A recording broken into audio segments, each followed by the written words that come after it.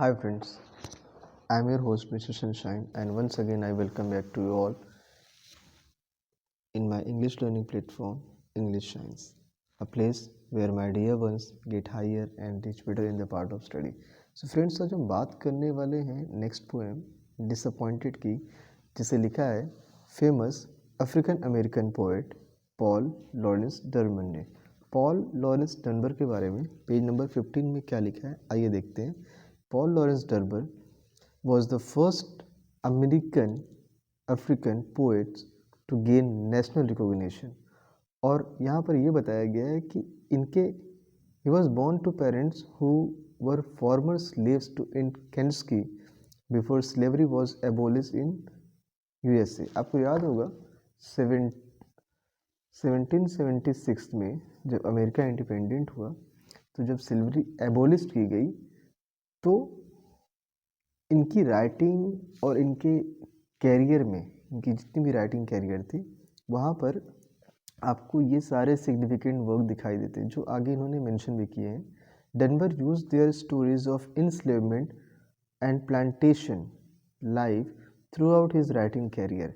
और डनबर साहब के जितने भी लिटरेरी वर्क हैं वो सिग्निफिकेंट व्यू देते हैं किस चीज़ के बारे में, लाइफ्स ऑफ अफ्रीकन अमेरिकन। अभी जो पोएम हम पढ़ने जा रहे हैं इसके बारे में डनबर बताते हैं कि this poem describe the disappointment of N old man when the fruit of his labours is destroyed in storm. तूफान से जब उसकी पूरी फसल बर्बाद हो जाती है तो उसे किस तरीके से निराशा हो रही है। The bold man is crushed at the loss amidst disappear. इस निराशा के दौरान A voice urges him to take heart and begin anew।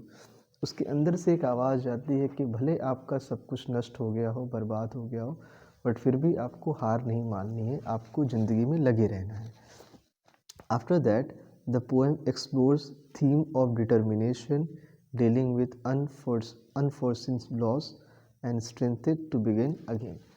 तो आइए स्टार्ट करते हैं इस पोएम को और जानते हैं इस पोएम की खूबसूरती के बारे में।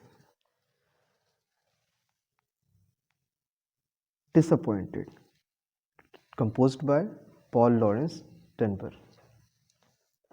An old man planted and dug and tended, toiling in joy from dew to dew. The sun was kind and the rain befriended. Fine grew his orchard to fair and fair to view. Then he said, I will quit my thrifty fears, for here is fruit for my failing years। अब इस पूरे 1 2 3 4 5 6 अब आप देखोगे हर एक stranger में 6 lines हैं। तो इन स्ट्रेंजर्स की जितने भी हार्ड वर्ड हैं वो आपको पेज नंबर 50 पे मीनिंग भी दिखाई देंगी। तो लाइन बाय लाइन एक्सप्लेनेशन देखते हैं। An old man planted and dug and tended. एक बूढ़ा आदमी है जो कि बहुत मेहनती है और अपने मेहनत से क्या करता है, एक फलदार बगीचा लगाता है। और जब फलदार बगीचा लगाता है उस फलदार बगीचे की क्या करता है, टेंटेड, देखभाल करता है। और किस तरीके से देखभाल करता है, वो देखभाल करता है twining in joy from dew to dew. सुबह से लेकर शाम तक, सुबह की ओस से लेकर शाम तक वो खुशी खुशी वहाँ पर काम कर रहा है। और इसके इस काम में सपोर्ट कौन कर रहे हैं, the sun was kind and the rain befriended. तो जो सूरज का प्रकाश है, धूप, उसका साथ देता है और जो बारिश है, बारिश उसकी अच्छी दोस्त है, मतलब फसल अच्छी हो रही है। यहाँ पर आगे देखिए, fine grieve his orchard and fair to view. इसके कारण उसका जो बगीचा है वो जल्द ही, ऑर्चिड मतलब बगीचा, उसका बगीचा जल्द ही हरा भरा हो जाता है और काफ़ी खूबसूरत है देखने लायक। Fair to view. And then he said, फिर वो सोचता है। अब ऑब्वियस सी बात है, सैड का मतलब होता है कहना, लेकिन यहाँ कोई है नहीं उसके पास जिससे वो कह सके, तो वो सोचता है I will quit my thrifty fears. अब मेरी जितनी टेंशन है, थ्रिफ्टी फियर्स, अब मेरी जितनी सारी टेंशन है, चिंताएं हैं, वो सब दूर हो जाएंगी। For here fruit is my failing fears, क्योंकि मेरी सारी चिंताएं दूर हो जाएंगी। और कैसे दूर हो जाएंगी? आने वाले समय में मुझे इन पेड़ों से फल मिलेगा और उन फल को मैं बेच के पैसे कमा सकता हूँ। तो मेरी जितनी चिंताएं हैं, टेंशन है, बुढ़ापे का जितना दुख है मेरे जीवन में, वो सब दूर हो जाएगा।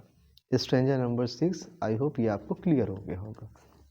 Now stranger number 2, but even then the storm clouds gathered, swallowing up the azure sky, the sweeping winds into the white foam lathered the placid breast of the bay hard by.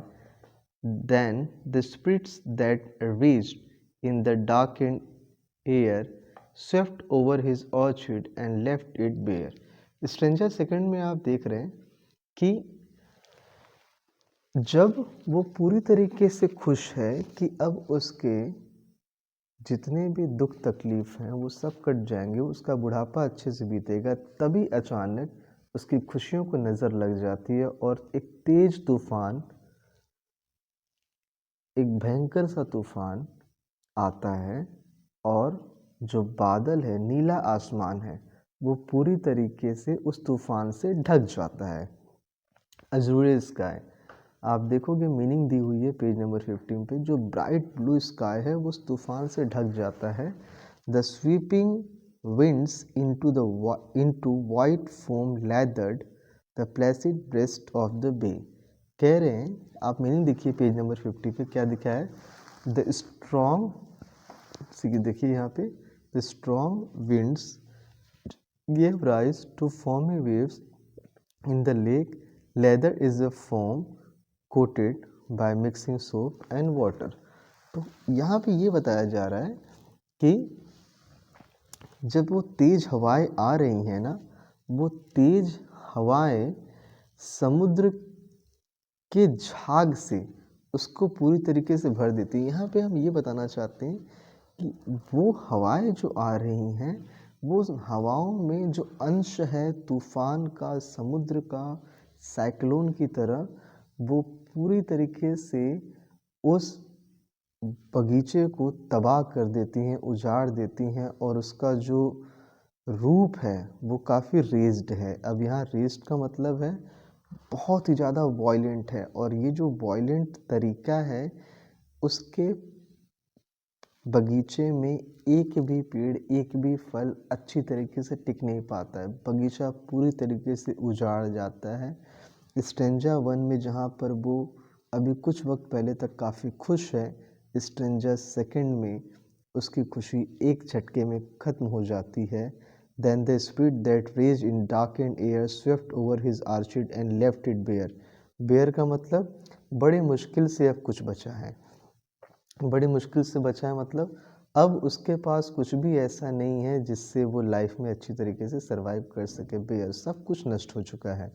The old man stood in the rain uncaring, viewing the place the storm had swept, and then with a cry from his soul disappearing he bowed him down to the earth and wept, but a voice cried aloud from the driving rain, arise old man and plant again. यहाँ पर देखिए कितनी खूबसूरत बात है, ये दिखाया गया है। जब बूढ़ा आदमी ना, यहाँ बारिश में, ये जो पिक्चर यहाँ पर दिखाई जा रही है, अब ये बूढ़ा आदमी बारिश में खड़ा है, निराश है, हताश है, उदास है। Viewing the place, sorry, viewing the place the storm had swept. और जब वो ऐसी सिचुएशन को देख रहा है तो अपने जो बगीचे हैं जिसको उसने बड़ी मेहनत से सजाया था, उस बगीचे को जब वो देखता है तो उसका बगीचा उस तूफान से पूरी तरीके से स्विफ्ट तबाह हो चुका है। And then with a cry from his soul disappearing, और उसका जब दिल टूट जाता है ना, तो वो टूटे दिल से मतलब दिल की गहराइयों से वो रो रहा है, वो बहुत उदास है, तकलीफ़ में है। ही बोव्ड हिम डाउन, वो वहाँ पे गिर जाता है, झुक जाता है टू द अर्थ एंड वेप। वो ज़मीन पर जैसे ही गिर जाता है रोने लगता है, और तभी अचानक बारिश के बीच में से एक तेज़ आवाज़ आती है। इट्स काइंड ऑफ मोटिवेशन कि उठो हे बूढ़े आदमी, उठो एंड प्लांट अगेन, हार मत मानो और फिर से पेड़ लगाओ। अब यहाँ पे आप देखिए कविता, एक ये जो पोएम है एक मोरल लेक्चर भी देती है कि ज़िंदगी में चाहे कितने भी तूफ़ान आए, हमें मेहनत करते रहनी चाहिए। भले सारी मेहनत एक पल में बर्बाद हो जाए, फिर भी हमें हिम्मत नहीं हारनी चाहिए। उठो, फिर से शुरू करो, फिर से बो, फिर से मेहनत करो, क्योंकि अगर हम ऐसा नहीं करेंगे तो हमारी लाइफ में कुछ भी सक्सेसफुल जैसा नहीं होगा। Okay, so thank you so much everyone to joining in this video. और मुझे उम्मीद है आपको ये छोटी सी पोएम पॉल लॉरेंस डनबर की पसंद आई होगी, जिसका नाम है डिसअपॉइंटेड। इसके अलावा आपकी कोई और क्वेरी हो तो आप कमेंट बॉक्स में मेंशन कर सकते हैं। बाकी ऐसे ही वीडियो के अपडेट के लिए बने रहिए। Thank you so much. Signing off. जय हिंद टू एवरीवन। बाय।